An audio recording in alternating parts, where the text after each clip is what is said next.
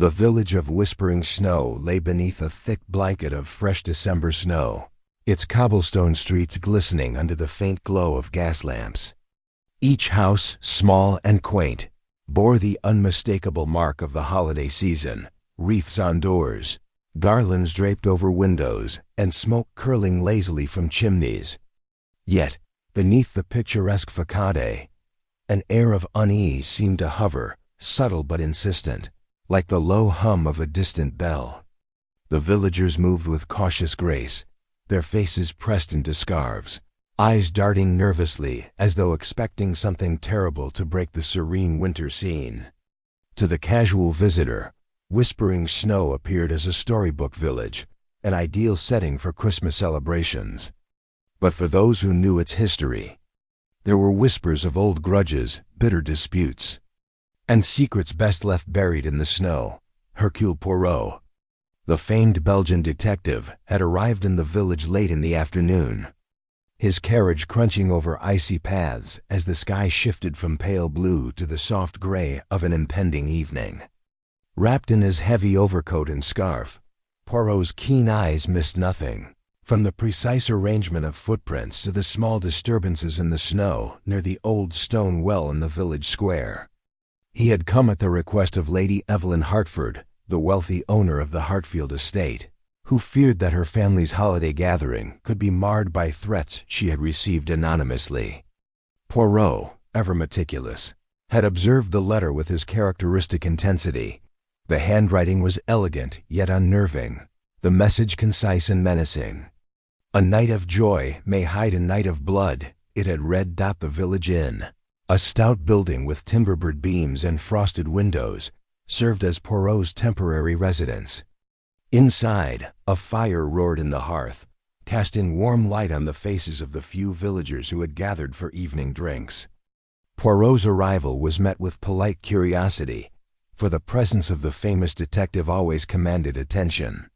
He greeted the innkeeper with a formal nod, acknowledging the room with his signature charm and restraint. Settling at a corner table, Poirot began observing, noting the subtle gestures, the nervous glances exchanged between patrons, and the way some voices faltered when he approached. Even in a small village, human nature displayed its patterns, and Poirot was determined to decipher them before any calamity could occur. By twilight, the village appeared even more serene, the snow reflecting the glow of lamps like a canvas painted in soft golds and silvers. Children's laughter echoed from behind frosted windows, their sleds left idle outside as dusk deepened into night. Yet Poirot's eyes, sharp and probing, did not miss the shadow that seemed to linger in the corners, the faint disturbance in the snow leading away from the Hartfield estate. It was subtle, perhaps imperceptible to others, but to Poirot it suggested movement not yet explained, a presence not accounted for. He jotted notes in his small leather notebook, sketches of paths and footprints, while his mind, always in motion, turned over possibilities, motives, and personalities at the Hartfield estate. The preparations for the Christmas celebration were underway in full grandeur. The great hall was adorned with evergreen boughs, the scent of pine mingling with roasted chestnuts and mulled wine. Servants moved briskly, arranging candles and ensuring that every detail met the exacting standards of Lady Evelyn. Guests had begun to arrive, each cloaked against the winter chill, bringing with them laughter, small talk, and hints of old rivalries. Among them were family members, whose relationships were as complex as the intricate patterns on the estate's Persian rugs. Unspoken resentment simmered beneath polite conversation. Long-standing grudges were masked by cordial greetings, and subtle glances hinted at secrets hidden behind polite smiles. Poirot, seated near the hearth, observed all, noting the tiniest inflection in speech, the briefest hesitation in gesture. He knew that in such gatherings, even a holiday evening could conceal deadly intentions. Lady Evelyn herself was a vision of composed elegance, greeting each guest with a smile that did not quite reach her eyes. She moved with the grace of someone accustomed to command, yet there was a tension in her posture, a worry that belied her outward confidence. When she approached Poirot, she whispered urgently, her voice low and trembling. "Monsieur Poirot, I fear that this year, Christmas may not be merry, my family. There are old disputes, old wounds, and someone seems determined to exploit them." Poirot inclined his head, listening intently, his mind racing through the psychological puzzle presented before him. The detective's reputation was built not on brute force, but on the precision of observation. The careful piecing together of human behavior into a coherent picture of truth. As night fell, a snowstorm began to gather outside, transforming the village into a silent white wilderness. The wind howled, rattling window panes and sweeping the streets with icy gusts, while inside the estate, the lights flickered, creating shadows that danced across the walls. Guests gathered near the fire, their conversations softening under the growing intensity of the storm. Poirot, however, remained alert, his senses attuned to every sound, every subtle movement. It was in these quiet, tension-filled moments that danger often revealed itself. Not through overt action, but through minute details that only a practiced eye could discern. In a small study adjoining the great hall, Poirot examined the anonymous letter once more, considering its implications. The paper was thick, high quality, yet the ink was faint, the writing almost too refined, as if intended to mask the hand that penned it. Every detail mattered: the slant of the letters, the pressure of the pen, the unusual flourish at the end of certain words. Poirot's mind worked like a clock, precise and unyielding as he began forming hypotheses. He did not yet know who among the guests might be involved, or what exactly they intended, but he sensed that the danger was imminent, lurking just beyond the comforting warmth of the festive hall. A deadly plan was unfolding, and it was his task to prevent tragedy before the first snowflake of Christmas night fell. Meanwhile, in the village outside, small events hinted at the unrest Poirot had anticipated. Footprints in the fresh snow suggested that someone had been moving stealthily near the Hartfield estate before the storm fully arrived.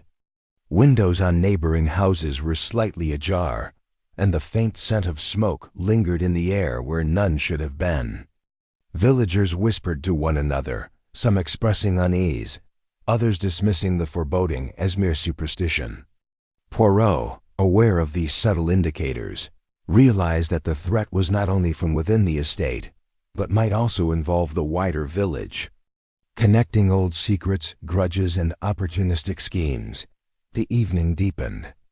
Guests retired to their rooms to change into festive attire for the Christmas Eve dinner, leaving Poirot alone in the study. He reviewed the guest list, noting relationships, past incidents, and the intricate web of alliances and rivalries.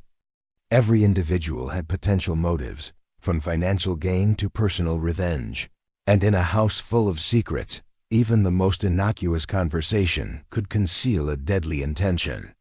Poirot's famous little gray cells worked tirelessly, each observation building upon the last as he constructed a map of suspicion and opportunity, knowing that the first move in this intricate game would determine who would survive the night. By the time the clock struck 9, the snowstorm raged outside with relentless force, isolating the estate from the village.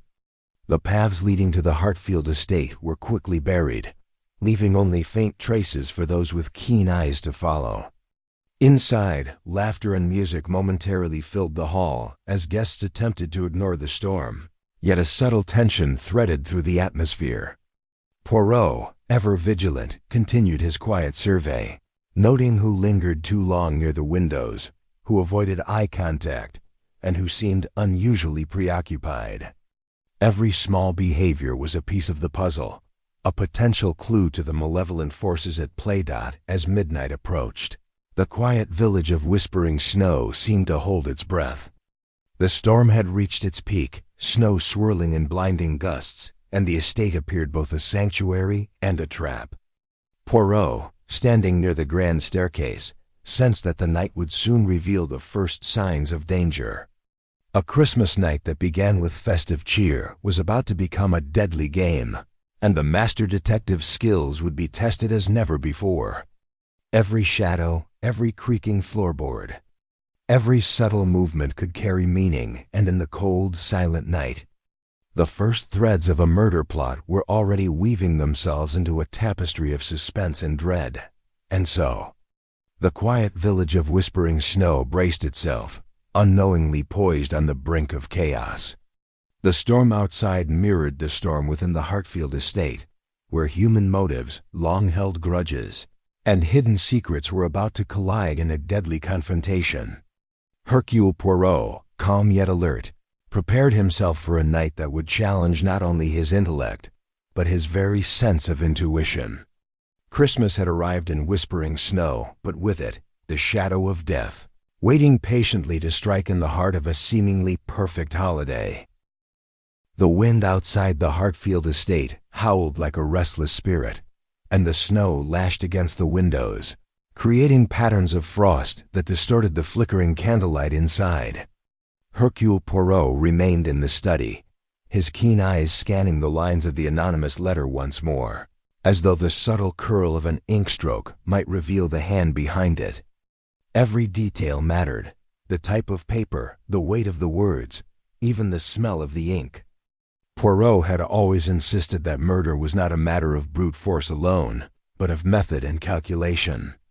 He knew that in this house, on this night, the smallest clue could be the difference between prevention and tragedy.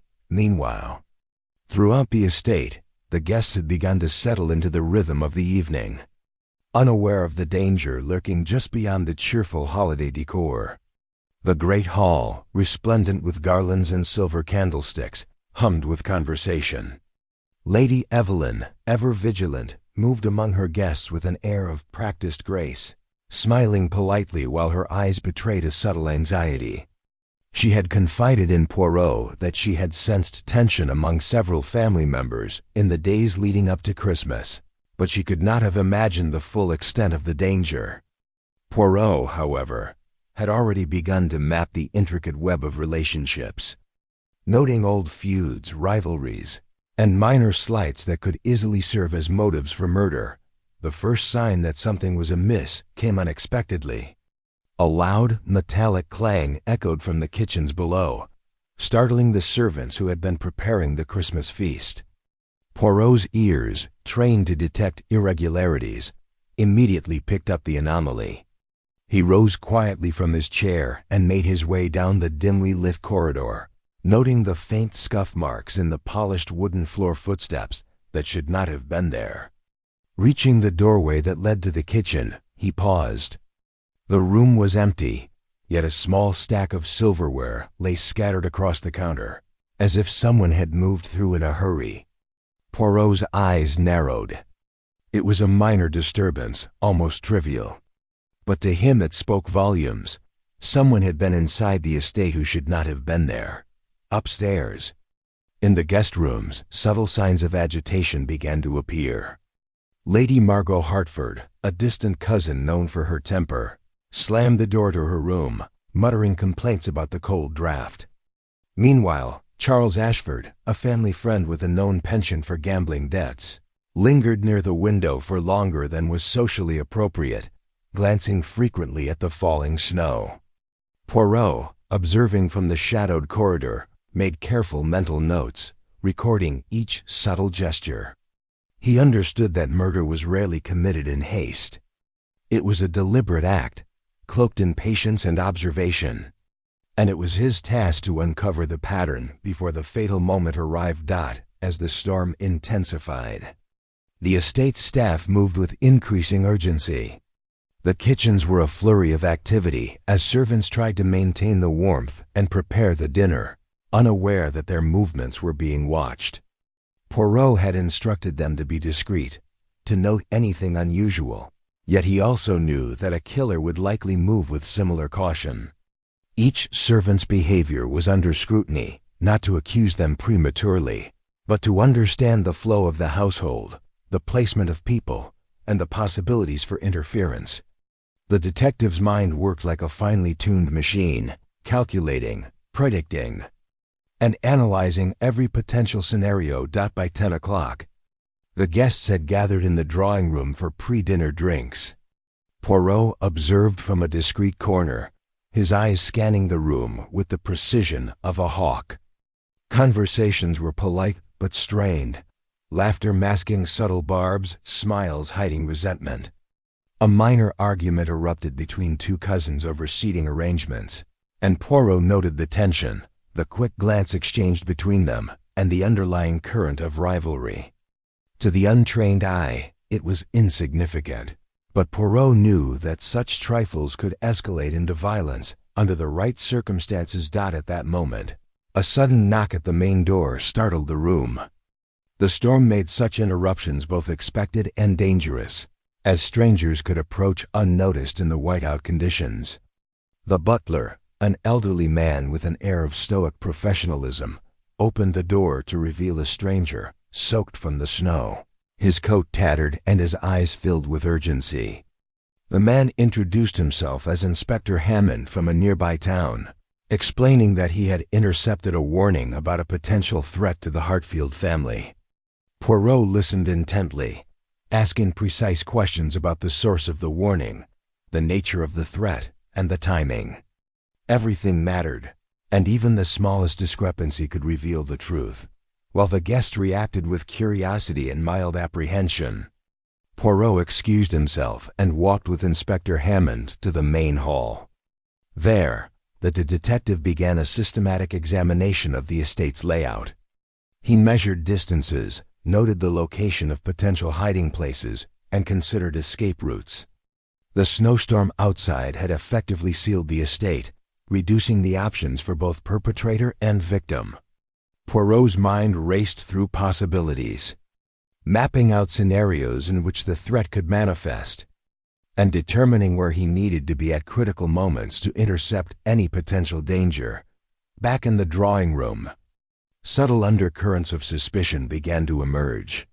Lady Evelyn's niece, Amelia Hartford, a young woman of sharp intellect, had noticed the stranger at the door and expressed concern over the security of the estate. Others dismissed her worries, attributing them to overactive imagination. But Poirot, ever attentive, noticed the careful observation in her eyes. He decided that she might be an ally, someone who could provide insight into the household dynamics, and perhaps even notice details he might miss while managing multiple threads at once. Suddenly, a scream pierced the night, echoing through the halls with chilling clarity. Guests rushed to the source, and Poirot followed with deliberate steps, analyzing each movement, each reaction. They found a minor scene of disorder in the servants' quarters, but no one had been physically harmed. It was a warning, a message designed to create fear, and Poirot recognized it immediately. The perpetrator had tested the household's vigilance, gauging reactions and sowing uncertainty. The detective's mind cataloged every detail: the footprints leading away from the scene, the faint traces of snow, and the precise placement of the displaced objects. Each element was a piece of the puzzle, revealing a meticulous, calculating mind behind the threat.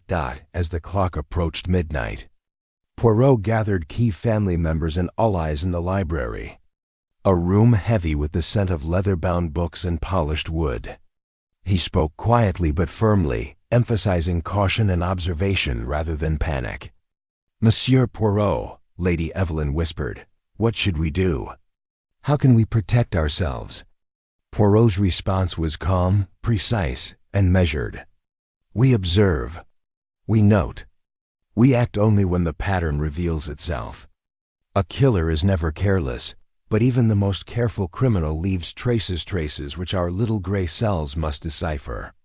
Outside, the storm continued unabated, muffling distant sounds and enveloping the estate in a blanket of silence.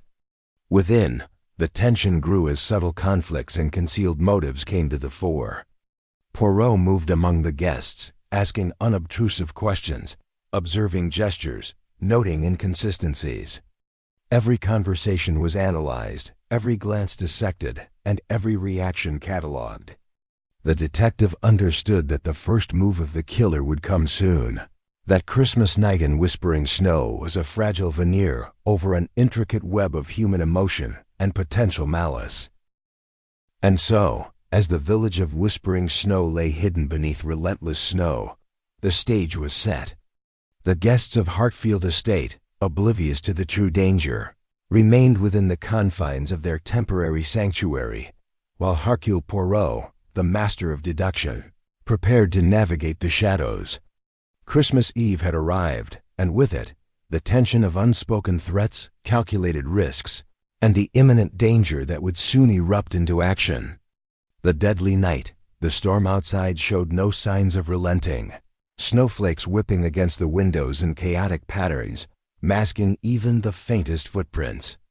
Within the Hartfield estate, a tense hush settled over the household. Guests had retired to their rooms, some feigning calm, others unable to hide the tremor of anxiety that ran through them. Poirot, however, moved with quiet determination, his mind piecing together the puzzle of the evening's events. Every creak in the floorboards, every draft through a barely closed door, and every subtle gesture of the guests or servants was noted, catalogued, and analyzed. He knew that a predator often strikes when vigilance wavers, and he intended to remain one step ahead, that it was shortly after midnight that the first tangible sign of danger revealed itself. A blood-curdling scream echoed through the halls, followed by hurried footsteps pounding the polished floors. Poirot, anticipating such a moment, arrived at the source within seconds, the corridor outside the library. There, he found Lady Margot Hertford trembling against the wall, pointing shakily toward her niece's room. "Amelia!"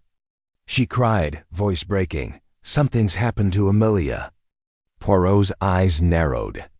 A shadow of fear, but also a carefully placed panic, lingered in the room. He would need to discern the truth from hysteria. He entered Amelia's room with deliberate calm, noting the slight disorder in the bedclothes and the overturned chair by the window. The young woman was pale, eyes wide with shock, but uninjured.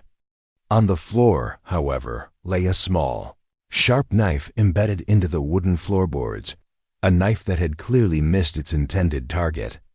Poirot crouched to examine it, noting the precise angle of its placement, the faint smudge of blood on the handle, and the fact that the throw had been deliberate, calculated, and intended to terrorize rather than maim in this attempt. This was no random act. It was the work of someone who understood both timing and psychology. Someone who sought control over fear before the act of murder itself. As Poirot questioned Lady Margot and the trembling servants, he began reconstructing the events. Who had the opportunity to access Amelia's room unnoticed? Which guest or perhaps intruder was familiar enough with the estate to know the safest and most effective route? Poirot's mind, always attuned to the subtleties of human behavior, noted that two maids lingered too long near the corridor, exchanging anxious glances. One, a young girl named Lucy, spoke rapidly, her words almost spilling over in nervous excitement, while the other, older and steadier, denied seeing anything unusual. The contradictions were subtle, yet significant. Poirot's intuition suggested that either fear had clouded their recollections, or one of them was concealing something crucial. Meanwhile, the other guests were gathered in the drawing room, unaware of the near tragedy. The butler, Mr. Pemberton, maintained a stoic calm as he served brandy and tried to soothe nerves. But Poirot recognized the tension in his eyes, the slightest flicker betraying worry that extended beyond protocol. Poirot returned briefly to the drawing room, observing the reactions of each guest as they discussed Amelia's ordeal. Some faces betrayed concern, others curiosity, and a few rare, almost imperceptible, displayed a faint, involuntary tightening of the jaw. Human nature, Poirot reflected, often reveals itself in minuscule movements. One must only know where to look. In the ensuing quiet, Poirot asked to examine the windows and balcony that overlooked the snow-covered grounds. The storm had buried footprints, but not entirely. Faint traces suggested that someone had indeed approached Amelia's room from outside, climbing a side balcony before slipping away into the storm. This implied both determination and familiarity, a killer who knew the layout, anticipated the household's routines, and exploited the darkness and weather for concealment. Poirot traced the faint prints carefully, noting the direction of snow displacement, the pressure of weight, and the potential height of the intruder. Each detail told a story. Lady Evelyn was beside herself with worry, pacing the floor and wringing her hands. "Monsieur Poirot, you must find who did this. My family, my niece." Her voice trailed off, leaving unspoken fears hanging in the air. Poirot's response was calm, measured, and deliberate. "Patience, madame. Panic clouds judgment. Observe carefully. Fear is a tool of the criminal, and we must not give it sway over reason. The person responsible left a message, yes, but we will find the author through logic, through careful attention, and through the undeniable signs left behind." Poirot's investigation soon uncovered further anomalies. A small silver pendant, Amelia's, had been dislodged from her bed and left in a nearby cabinet. This was not theft, it was a deliberate attempt to terrify, a personal touch designed to send a psychological message. Poirot concluded that the perpetrator knew the family, knew the relationships, and intended to create fear and uncertainty before committing the ultimate act. The murderer was cunning, familiar with the household's rhythms, and bold enough to strike while the storm isolated the estate from outside help. Throughout the night, Poirot pieced together a timeline of movements. Each guest's statements were cross-referenced against minor details: a knocked-over vase in the corridor, a servant's repeated glance toward a darkened hallway, and the precise sequence of door openings and closings. Poirot's deduction was relentless. The killer could be among the guests, someone using the storm as cover, manipulating both human attention and the environment to their advantage. Every false move, every hesitation, every nervous glance could reveal the identity. Poirot called together key members of the household after the initial shock. In the library, under the dim light of a solitary chandelier, he outlined his observations. "Notice the sequence of events," he instructed quietly. "The knife was not thrown in haste. It was placed with intent, with knowledge of human psychology. It is clear. The person who attempted this act is confident, familiar with the estate, and aware of the routines of those within. Our task is to anticipate the next movement, to prepare, and to reveal the culprit before tragedy strikes in earnest." The storm showed no sign of waning, and as the night deepened toward the early hours of Christmas morning, a sense of anticipation and dread pervaded the estate. Guests returned to their rooms, some with uneasy curiosity, others with unspoken suspicion. Poirot, meanwhile, stationed himself strategically, combining observation with analysis. Every sound, the creak of a floorboard, the distant gust of wind, even the faint rustle of curtains, was a potential clue. The detective's mind worked tirelessly, anticipating the next maneuver, considering the motivations and opportunities of every person under the roof as the first moments of Christmas morning approached. Poirot reflected on the delicate balance between fear and reason. The storm, the isolation, and the confined space of the estate created a perfect stage for the mind of a killer to operate with precision. Yet Poirot remained undeterred, confident that through attention to detail, knowledge of human behavior, and the meticulous application of logic, the perpetrator could be revealed. The first shadow of death had already fallen, and the night was far from over. Christmas in whispering snow promised to be a night remembered not for joy, but for a deadly game of intellect, observation, and the inexorable pursuit of truth. The storm outside continued to rage, transforming the Hartfield estate into a fortress of white silence, impenetrable and isolating. The snowdrifts piled high against the windows, muffling the faint cries and the occasional movement of unseen animals. Inside, the household was on edge. Guests moved cautiously, careful not to draw attention to themselves, each step measured and deliberate. Yet, under Poirot's watchful gaze, no action went unnoticed. Every glance, every whispered conversation, and every slight hesitation carried meaning. He catalogued it all with meticulous precision. The first attempt on Amelia's life had been a warning, and Poirot knew that the perpetrator would not hesitate to strike again, not by the early hours of the morning. Poirot had conducted quiet interrogations with each of the guests and staff, piecing together alibis, habits, and subtle clues. Lady Evelyn's brother, Geoffrey Hartford, appeared calm, but exhibited a peculiar rigidity in posture, his eyes darting toward the study whenever Poirot entered the room. Poirot noted it without comment. Such small gestures often betrayed much more than words. Meanwhile, the butler, Mr. Pemberton, though outwardly composed, had allowed a hint of nervousness to flicker in his expression when questioned about the night's unusual disturbances. Poirot filed these observations away mentally, aware that human behavior under stress rarely aligns perfectly with truth.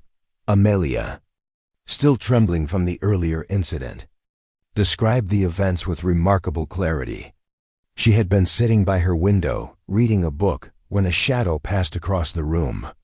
The knife had struck the floor mere inches from her hand, the suddenness of the act leaving her frozen in fear. Poirot examined the trajectory and angle, noting that the throw was deliberate, but not intended to kill. This was psychological warfare. The killer sought to intimidate, to unsettle the family, and to test both courage and vigilance. The detective considered the implications, concluding that the next attempt could very well be lethal. While Poirot analyzed these details, subtle tensions among the guests began to surface. Lady Margot, who had earlier appeared hysterical, now exchanged pointed glances with her cousin Geoffrey, in ways that suggested old rivalries. Charles Ashford, with his gambler's impatience, fidgeted constantly, eyes scanning the windows and doors for any sign of the storm's intrusion. And Lady Evelyn's niece, Eleanor, a young woman known for her sharp wit and keen observation, seemed almost too calm. Sitting quietly near the fireplace and taking in every movement with disconcerting attentiveness, Poirot recognized immediately that each individual was both observer and observed, and that the next act of the killer would exploit not only fear but human psychology in its most intricate forms. Poirot decided it was time to examine the estate more closely, to look beyond the rooms and corridors already familiar to the household. He moved methodically through hidden passageways, long abandoned staircases, and small service corridors that connected the main house to the kitchen, wine cellar, and staff quarters. Each space was scrutinized, noting areas where a person could hide, approach unseen, or manipulate objects to create fear. Poirot's reasoning was flawless. A killer operating within this enclosed space would need both opportunity and knowledge, and the estate itself offered both to those who understood its every nook and cranny. The investigation soon yielded a subtle but significant discovery. In the west wing, behind a slightly ajar panel in the library, Poirot found traces of snow and mud on the floor, suggesting that someone had entered from the outside or via the rarely used balcony. These traces were minimal, almost invisible to the untrained eye, yet they were definitive proof that an intruder, or someone with intimate knowledge of the estate, was responsible for the night's threats. Poirot considered the implications carefully. The killer was confident, bold, and perhaps even arrogant, believing that the snowstorm provided both cover and a veil for their calculated maneuvers. During this meticulous examination, Poirot gathered the household once more, this time in the dining room, where a temporary sense of order had been restored. Candlelight flickered across the polished surfaces, creating shadows that danced along the walls, enhancing the tension of the moment. Poirot addressed the assembled guests with calm authority, carefully outlining the sequence of events as he had reconstructed them. "Ladies and gentlemen," he said, his voice measured and precise, It is evident that we are dealing with an individual who knows this house intimately, who understands human nature, and who is not content merely to threaten. The acts of tonight were deliberate, and the purpose is to instill fear, to manipulate, and ultimately, to achieve a deadly goal. We must observe with precision and anticipate the next action. Reactions among the guests were varied. Some were visibly alarmed, clinging to the comforting notion that they were merely overreacting to a minor disturbance. Others, however, displayed subtle signs of tension and unease, their eyes flicking toward one another as if weighing trust and suspicion in equal measure. Poirot, ever observant, took mental note of these micro-expressions, recognizing that in such circumstances, guilt or knowledge often revealed itself through the smallest inconsistencies in behavior. The detective's method was not to accuse, but to understand, to map the invisible web of motives and opportunities that connected every individual in the room in the early hours of the morning. A new clue emerged that intensified the mystery. The household staff discovered a series of small footprints leading from the back door toward the hedge maze that bordered the estate. The snow had already begun to drift and partially cover them, but careful observation revealed a deliberate pattern. The killer had circled the house, testing the household's vigilance and retreating to cover the tracks. Poirot examined the prints, noting the size, the depth of the impressions, and the angle of movement. He concluded that the individual was of average height, moved with deliberate care, and possessed a familiarity with the terrain that suggested frequent access to the grounds. As morning light struggled to pierce the thick curtain of snow, Poirot convened a final discussion with the key members of the household. He instructed the guests to remain vigilant, to observe each other, and to report even the smallest anomaly. "The killer thrives on the unknown," he explained. "By observing carefully, by noting details, we remove the advantage.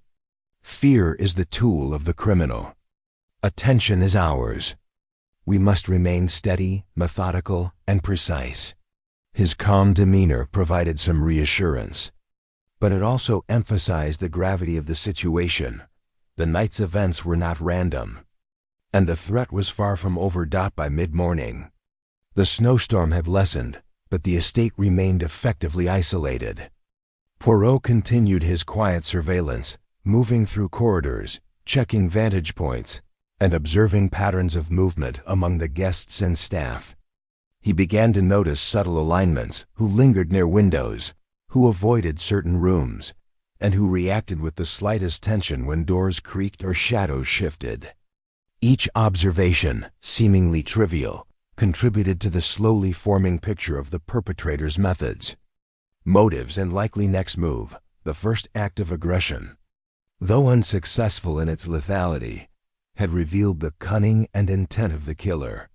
Poirot understood that the danger was escalating, that the next attempt would be decisive, and that the resolution depended on the precision of observation, the analysis of behavior, and the anticipation of human error. Christmas Day in whispering snow was approaching. Yet what should have been a celebration had been transformed into a deadly chessboard, with lives hanging in the balance and every guest a potential piece in a game designed by a masterful mind. And so, as the snow fell softly over the estate, covering the tracks and muffling distant sounds, Poirot prepared for the next phase of his investigation. Secrets were being unveiled, motives were emerging from the shadows, and the deadly Christmas night was far from over. The quiet village of Whispering Snow, serene in appearance, was now a stage for cunning, observation, and the inexorable pursuit of justice, a pursuit that only Hercule Poirot could navigate with the precision required to prevent the next tragedy. The Hartfield estate, though cloaked in festive decorations, had become a house of apprehension. The first attack on Amelia Hartford had set a tone of quiet fear that lingered over every corridor, every doorway, and every corner. Guests moved with a careful deliberation, as if aware that the walls themselves might conceal a threat. Outside, the storm had begun to intensify once more, snow swirling around the estate like a living veil, obscuring vision and muffling distant sounds. Hercule Poirot, however, remained impervious to the weather, his sharp eyes and even sharper mind attuned to every nuance of human behavior within the house. He knew, instinctively, that the first attempt had been a test, a probing move by a calculated mind.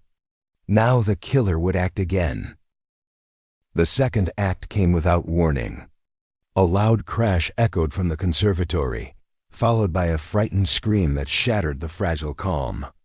Poirot, already moving with deliberate speed, arrived at the scene to find shattered glass, overturned furniture, and Lady Eleanor standing frozen in the doorway. Her hands trembled as she pointed toward the shattered window, where the storm's fury had swept the snow inside, mingling with soil from overturned pots. The scene suggested both force and intention. This was no longer merely intimidation. The killer was escalating, testing both courage and vigilance. Poirot immediately examined the broken glass, noting the direction and angle of impact, the smudge of fingerprints, and the deliberate placement of certain objects that indicated calculated manipulation rather than random chaos. Questions flew as the household gathered, tension mounting with each passing second. Lady Evelyn's face was pale, her hands gripping the edge of the table as she tried to understand the scene before her. Geoffrey Hartford, though outwardly calm, displayed a subtle tightening of the jaw and a faint flicker of unease in his eyes. Charles Ashford, ever the gambler, seemed oddly exhilarated, as if witnessing a dangerous game unfold before him. Poirot observed all these reactions silently, cataloging the nuances, for he understood that human behavior under stress revealed far more than words ever could. The perpetrator, he knew, would have anticipated these responses, using fear as a tool to manipulate, distract, and obscure their true identity. Poirot turned to Lady Eleanor, who was still visibly shaken. "Madame," he said gently, yet with firmness, "can you describe precisely what you saw before the glass broke? Every detail is important, however minor it may seem." Eleanor recounted that she had been adjusting the curtains when she noticed a shadow moving near the side door of the conservatory. A shadow that vanished the moment she looked directly at it. Poirot's eyes narrowed. This suggested stealth, agility, and intimate knowledge of the estate's layout. The killer was not acting impulsively. They were precise, observing the household's routines and exploiting the storm's cover to create fear and distraction. Investigating the scene, Poirot discovered a faint set of footprints in the snow just outside the broken window. Though partially obscured by drifting snow, the prints revealed a careful, calculated approach and retreat. The depth and angle suggested someone of average height, moving with deliberate caution. It confirmed his suspicion. The killer was familiar with the estate and its surroundings, comfortable navigating both interior spaces and the treacherous grounds outside. Poirot traced the faint tracks, noting subtle disturbances in the snow that indicated a pause, as if the perpetrator had been ensuring no one was observing before striking.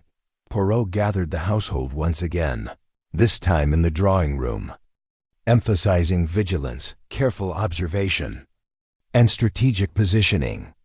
"We are dealing with an individual who is cunning, meticulous, and intimately familiar with both the estate and its inhabitants," he explained. "The first attempt was intended to instill fear, the second to challenge our attention. We must anticipate the next move and remain steadfast in our observations.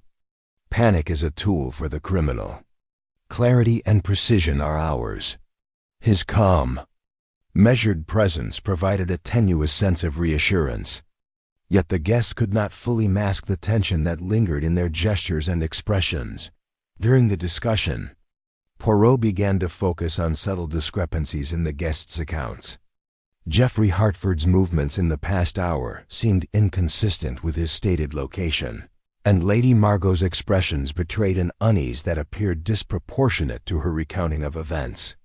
Poirot's mind worked like a clock, meticulously comparing statements with observed behavior, reconstructing timelines, and identifying anomalies.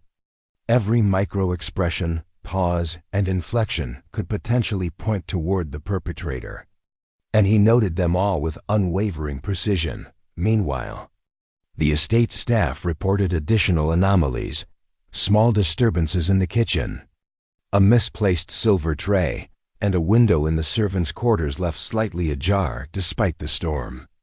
These subtle indicators suggested either collusion with the perpetrator or manipulation by someone seeking to create uncertainty. Poirot carefully considered both possibilities. He knew the killer could be operating within the staff as easily as among the guests, exploiting knowledge of the estate's routines and vulnerabilities to execute their calculated plan. By mid-morning, the snowstorm began to subside, revealing the cold, white landscape surrounding the estate. Poirot took the opportunity to examine the grounds, tracing faint tracks, noting likely vantage points, and considering potential approaches the killer could take in the final, decisive act. His analysis was relentless. Every tree, hedge, and structure offered both opportunity and threat, and every movement of the guests and staff provided a potential clue. He understood that the killer's confidence was growing, that they were gauging responses, and that the ultimate act of violence was imminent. Poirot also began to identify alliances and rivalries within the household. Lady Evelyn's niece, Amelia, had formed an unspoken bond with Eleanor, their mutual fear fostering a subtle camaraderie. Geoffrey Hartford remained isolated, his demeanor cautious, while Charles Ashford appeared increasingly restless, his movements hinting at impatience and curiosity. Lady Margot's anxiety seemed to fluctuate, alternating between hysteria and calculated observation. Poirot catalogued each behavior meticulously, knowing that patterns often revealed intentions before words could. As Christmas morning drew nearer, the tension in the estate escalated to near palpable levels. Guests moved through the hallways with deliberate caution, whispers replaced casual conversation, and even the staff operated under the heightened scrutiny of both Poirot and the storm. Every action, however minor, carried potential significance. Poirot, keenly aware of the stakes, prepared for the next move, confident that the combination of observation, logic, and deduction would reveal the perpetrator. The second strike had been a warning, a deadly test of vigilance, and he knew that the next encounter could determine the fate of those under the estate's roof. By late morning, Poirot had positioned himself strategically, observing both entrances and exits, noting reactions of each guest, and preparing for any eventuality. The first strike had tested courage, the second had tested attention, and he anticipated that the third move would test both simultaneously. Christmas and whispering snow, once a scene of idyllic celebration, had transformed into a stage for suspense, strategy, and the relentless pursuit of justice.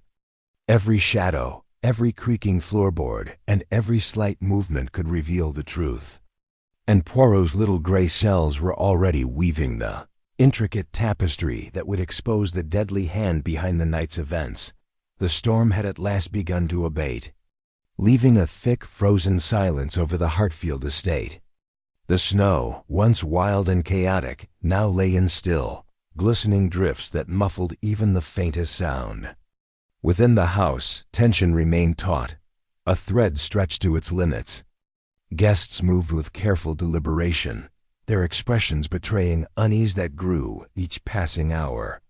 Hercule Poirot, ever vigilant, patrolled the corridors, his sharp eyes scanning each detail, no matter how minor. He understood that, after the second strike, the killer was either preparing for the decisive act or already observing the household's reactions from a hidden vantage point. Poirot's attention was drawn to a seemingly trivial detail: a faint smudge of soil on the polished floor near the library doorway, previously overlooked amidst the chaos of the second attack. The dirt was out of place, its granular texture inconsistent with the rest of the room, suggesting it had been tracked in from outside. Carefully, Poirot traced the pattern, noting that it led toward the grand staircase and then abruptly stopped. He crouched, examining the marks with his gloved hands, feeling their subtle depth, the pattern of pressure, and the slight indentation left by an unusual heel or sole. This was not an accidental trace. It was a signature left intentionally or carelessly by someone familiar with both the estate and the art of misdirection. Returning to the drawing room, Poirot began a quiet, systematic questioning of the household. He focused not on the obvious behaviors, but on contradictions, hesitations, and overlooked gestures. Lady Margot, still visibly unsettled by the events, offered statements that contained subtle discrepancies when compared to her actions earlier in the night. Geoffrey Hartford appeared outwardly composed, yet Poirot detected a flicker of unease whenever certain rooms were mentioned. Charles Ashford's restlessness grew more pronounced, his curiosity occasionally betraying fleeting glances toward windows and doors he claimed to ignore. Every minor inconsistency was noted, every subtle movement catalogued. Poirot's investigation led him to the rarely used west wing of the estate, a wing that had long been closed off to guests and staff alike. Its corridors were narrow and shadowed, lined with portraits of Hartford ancestors whose gazes seemed to follow intruders with quiet judgment. There, hidden behind an old tapestry, Poirot discovered a small, partially concealed panel in the wall. It was faintly ajar, just enough to suggest recent use. Within the panel, he found a collection of letters, meticulously arranged and carefully hidden from view. The letters contained veiled threats, references to old family disputes, and cryptic notes that hinted at knowledge of the estate's routines. This was the first tangible evidence that connected psychological manipulation to intimate familiarity with the household. Examining the letters closely, Poirot noted handwriting similarities with the anonymous note sent to Lady Evelyn before his arrival. The ink, the pressure of the strokes, the slight flourish on certain letters, it was all consistent with the work of a single meticulous individual. Poirot's mind raced through the possibilities. Whoever had placed the knife near Amelia and later caused the chaos in the conservatory had not acted randomly. Every act was deliberate, every clue a calculated move in a deadly game. The letters revealed motive, intention, and knowledge-critical elements in understanding the mind of the perpetrator. While the guests remained unaware of Poirot's discovery, subtle dynamics shifted among them. Amelia and Eleanor, still recovering from the previous night's terror, began noticing minor details, slight movements in hallways, unexplained sounds from upper corridors, and fleeting shadows that seemed to vanish when approached. Poirot, observing discreetly, realized that these young women could act as natural extensions of his vigilance, their acute senses complementing his own meticulous observations. Together, their attention could help anticipate and intercept the killer before another act could occur. Poirot also began to piece together relationships that could reveal potential motives. Geoffrey Hartford's financial anxieties, Lady Margot's resentment over perceived slights, and Charles Ashford's gambling debts all provided fertile ground for manipulation. Even the staff, whose loyalty was assumed, displayed subtle inconsistencies when recounting their movements. Poirot understood that motive alone did not guarantee action, but combined with opportunity, familiarity, and the ability to exploit fear, it created a dangerous confluence. The killer's hand could be traced through both behavior and circumstance, if only one observed with the precision necessary to see the invisible threads connecting action and intent. As noon approached, Poirot called Lady Evelyn aside, sharing the discovery of the hidden letters while carefully omitting specific suspicions about the household members. He explained the implications calmly. The killer was methodical, intimately familiar with the estate, and operating with deliberate intent. The detective emphasized caution, urging vigilance while stressing that panic would only aid the perpetrator. Lady Evelyn, though visibly anxious, expressed a quiet relief at having tangible evidence to guide Poirot's efforts. The letters also hinted at timing. Certain phrases referred to specific hours, movements, and windows of opportunity, suggesting that the next act would occur before nightfall. Poirot reconstructed the timeline, aligning the previous attacks with the likely schedule of the perpetrator, identifying likely moments when guests and staff would be most vulnerable. The storm had limited movement, ensuring the killer was either inside the estate or prepared to act within the confines of the property. Every observation, every calculated inference, brought Poirot closer to understanding the method behind the madness.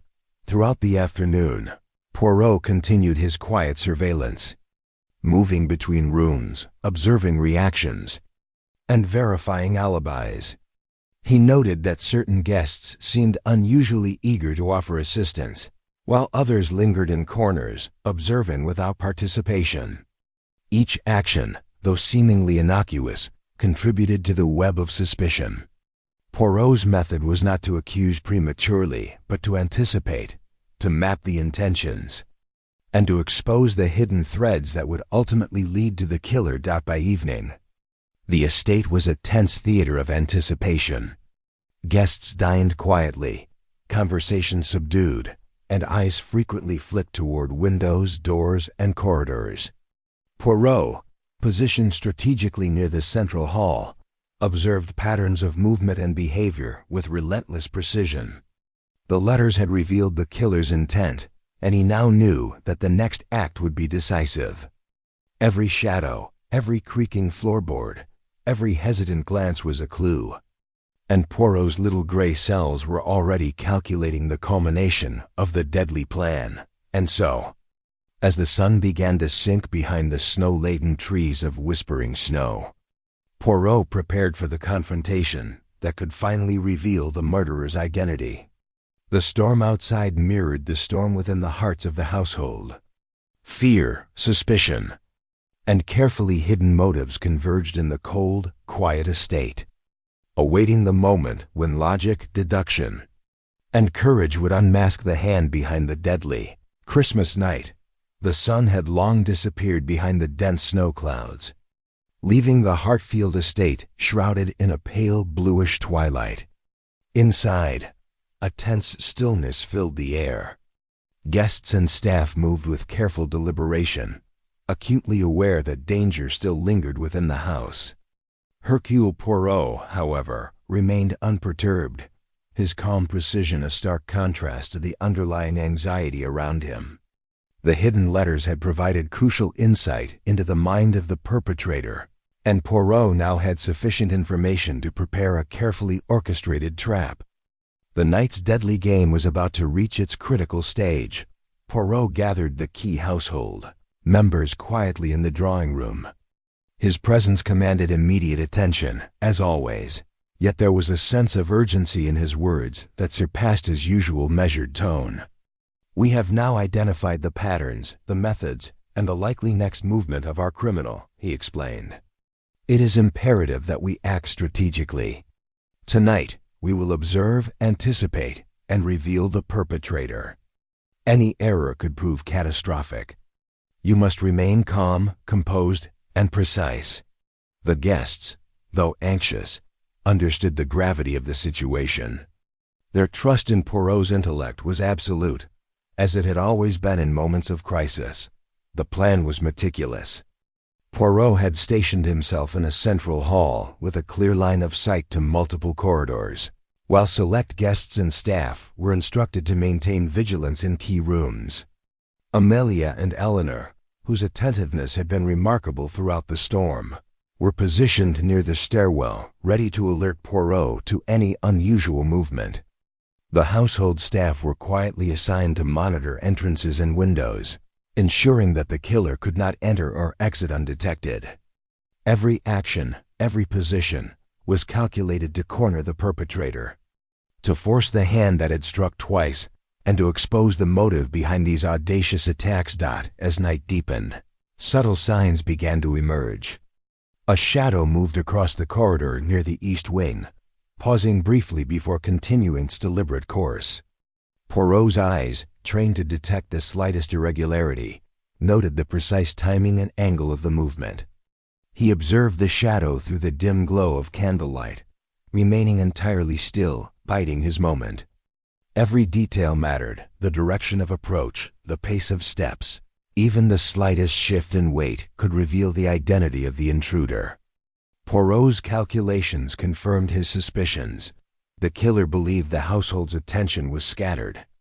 But in reality, every step was being watched. Every motion meticulously recorded. Suddenly, a faint noise, barely audible over the wind outside, drew Poirot's attention to the conservatory once more. The broken glass from the earlier incident remained as a silent witness to the second strike, and Poirot sensed that the killer might attempt a similar tactic, exploiting familiarity with the estate to create panic. He signaled to Amelia and Eleanor to remain alert, their positions critical in ensuring no approach went unnoticed. Poirot's mind raced through scenarios, anticipating the exact timing, the likely method, and the psychological manipulation intended by the perpetrator. It was then that the trap revealed its first result. A figure emerged from the shadows, moving cautiously toward the main hallway.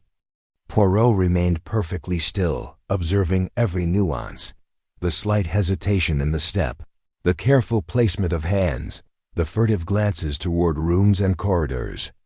He recognized the posture immediately, a mixture of confidence and apprehension, a sign of someone both familiar with the estate and wary of discovery. Poirot's heart, though calm, acknowledged the precision of the predator's approach. This was no ordinary criminal. This was a methodical, calculating individual who believed themselves invisible, yet had underestimated the detective's foresight. Poirot's voice, calm but commanding, broke the silence. "Monsieur or Madame," he said clearly, "step forward. There is nowhere to hide. The game is revealed." The figure froze, caught in the trap that Poirot had carefully orchestrated over hours of observation, deduction, and strategy. For a moment, the room seemed suspended in time. The flickering candlelight, the heavy shadows, and the tense posture of the assembled household, creating an almost tangible atmosphere of anticipation.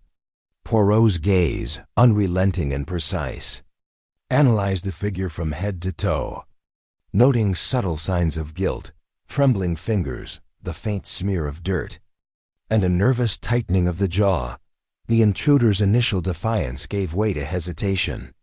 Poirot approached deliberately, his steps quiet but assured, each movement a subtle assertion of control.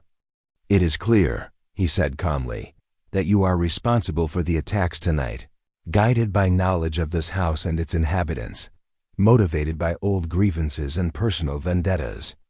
Yet your meticulous planning has left traces that I have observed, analyzed, and anticipated."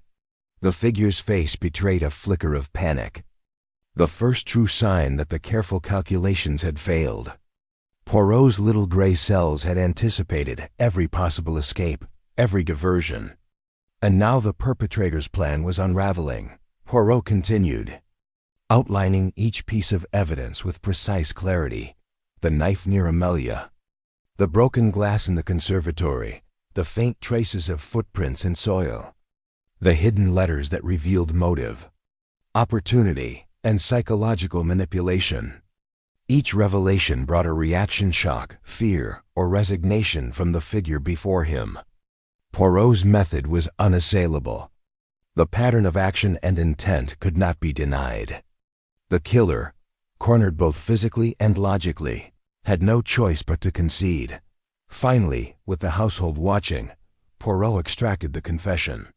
The motive, though rooted in long-standing grievances, had been carefully disguised as a series of seemingly random acts. The killer admitted to the psychological manipulation, the deliberate terror, and the calculated attempts on life, each act designed to exploit fear and uncertainty. Poirot's calm authority ensured that the confession was both thorough and credible, leaving no ambiguity about the events of the night. With the trap successful, Poirot addressed the household, his voice carrying both relief and caution. "The danger has been contained," he said. "But remember, vigilance is always necessary, and the human heart can conceal both malice and courage in equal measure. Tonight, reason, observation, and foresight have prevailed, and the deadly game has been brought to an end. Relief swept through the estate, the tension breaking like ice under sunlight.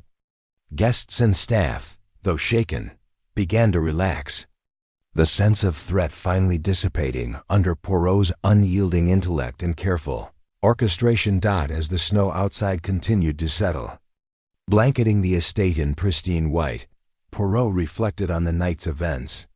The first strike had tested courage, the second attention, and the final confrontation had revealed the perpetrator's true nature. Christmas morning and whispering snow, once threatened by fear and death, had been preserved by careful observation, logical deduction, and the unwavering vigilance of Hercule Poirot. The storm outside had mirrored the storm within, but reason and intellect had triumphed over chaos. The first light of Christmas morning filtered through the snow-streaked windows of the Hartfield estate, casting a pale ethereal glow across the hallways. Outside, the world was silent, the storm finally spent, leaving the estate encased in a blanket of glistening white. Inside, the tension that had gripped every corner of the house through the long, deadly night had eased, replaced with cautious relief. Yet, for Hercule Poirot, the night was not yet complete. Though the killer had been apprehended, the intricate web of motives, manipulations, and psychological games remained to be fully unraveled.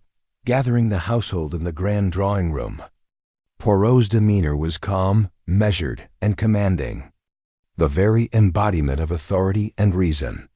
He began to speak, recounting the night's events in precise detail. "Ladies and gentlemen," he said, "this night has been one of terror, yes, but also of revelation. The individual who struck twice, once near Miss Amelia Hartford and once in the conservatory, acted not out of impulse, but with careful calculation, exploiting fear, familiarity, and knowledge of this estate." His eyes swept across the room, observing the reactions of those present, relief, lingering anxiety, and the faint flicker of guilt in some expressions. Poirot outlined the sequence of events meticulously. He explained how the first attack had been intended as a warning, a test of courage, and a probe of the household's vigilance. The second act, in the conservatory, was designed to create panic, manipulate attention, and further destabilize the estate's occupants.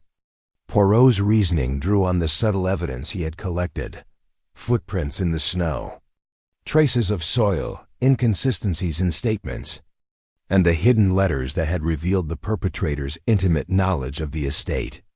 Each piece of the puzzle, he demonstrated, pointed toward a singular individual whose motives were rooted in long-standing grievances and personal vendettas. The killer, now restrained, listened with a mixture of shame, fear, and reluctant acknowledgement. Poirot revealed the psychological underpinnings that had guided each act. The knife placed near Amelia was not meant to kill immediately. It was a calculated installation of terror, meant to test resolve and observe reactions. The broken glass in the conservatory was similarly staged to manipulate attention and provoke fear. Even the choice of timing, the deep hours of the storm, the isolation of the estate reflected a mind attuned to strategy and human behavior. Poirot's explanation left no doubt that the acts were deliberate, methodical, and orchestrated to maximize both fear and control. Poirot then addressed the motives behind the attacks. Old rivalries, jealousy, financial desperation, and personal slights had combined to form a dangerous, obsessive intent. The perpetrator had allowed resentment to fester, nurturing it into a plan that would culminate in terror and potentially death. Yet Poirot's methodical observation and analysis had anticipated each move, turning the killer's own precision against them. By noting discrepancies, subtle behavioral cues, and traces of movement, Poirot had predicted the path of the attacks and set a trap that could not fail. As he spoke, Poirot emphasized the triumph of reason over chaos. Observe, deduce, and anticipate, he explained, and even the most meticulous of criminals will leave themselves exposed. This night, though marked by fear, has also demonstrated the power of intellect, vigilance, and human courage. Fear, while a tool of the criminal, has been countered by logic, foresight, and the careful application of knowledge. The assembled household absorbed his words, relief washing over them in tangible waves. Even Lady Evelyn, who had been consumed with worry, allowed herself a faint smile, her hands no longer trembling as they had been in the storm's height. Poirot then addressed the future, instructing the household on maintaining vigilance and fostering unity. He reminded them that human emotions, jealousy, resentment, and ambition could give rise to deadly intentions if left unchecked. By understanding behavior, observing actions, and applying reason, one could prevent tragedy and protect the innocent. Poirot's insights were both a warning and a lesson, a reminder that the mind, though capable of cruelty, could also be illuminated by intellect and foresight. Finally, the household released the tension that had dominated the night. The killer was escorted away by the authorities, the storm outside serving as a silent witness to the night's revelations. Guests and staff, though exhausted, began to interact with a renewed sense of relief and gratitude, recognizing the danger that had passed and the intelligence that had preserved their lives. Poirot, ever meticulous, reviewed the sequence of events one final time, ensuring that no detail remained unresolved. Every subtle movement, every trace, and every clue had been accounted for, leaving no ambiguity.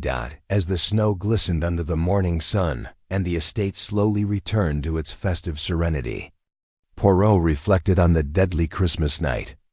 The storm had created a perfect stage for fear and manipulation, yet observation, deduction, and calm reasoning had illuminated the truth. Justice had been achieved, not through force alone, but through careful attention, understanding of human nature, and the relentless pursuit of logic.